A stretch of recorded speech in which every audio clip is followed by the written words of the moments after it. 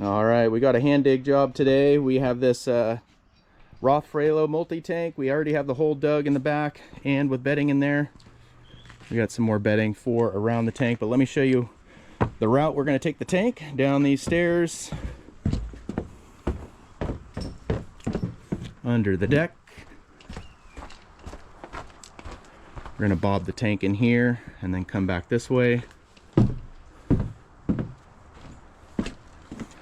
And to its final resting place right down here. So it is a pretty labor intensive task, the whole project itself really. This should be pretty straightforward. So let's get this tank down here.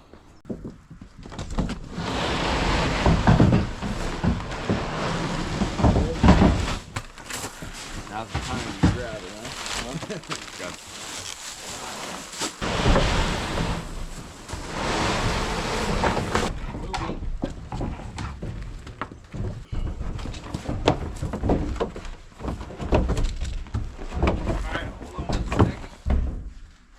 Down. Okay, there we go. Okay. Clear. Bring it out. Clearly. Against the post. Alright, so we're up against this pillar a little bit. We can come more straight towards Yeah. me. Straight towards you, okay? Up and now over. stream it that way. Alright. Clear.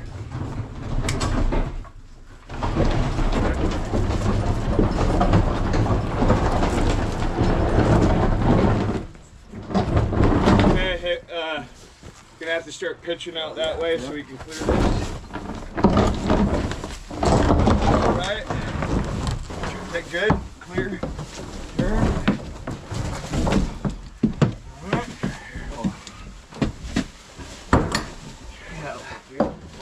We got it.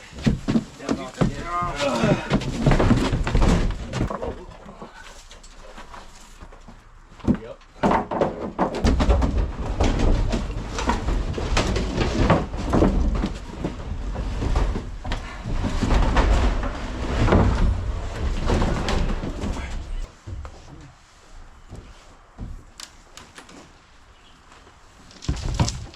Shimmy it this way.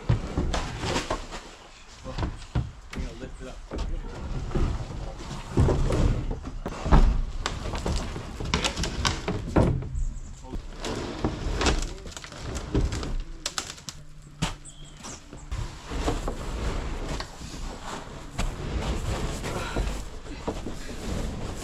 Okay.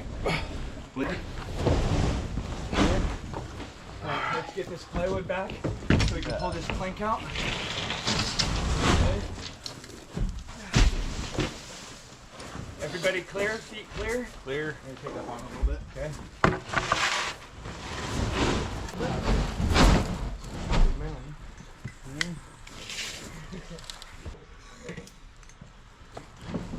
Let's measure out again.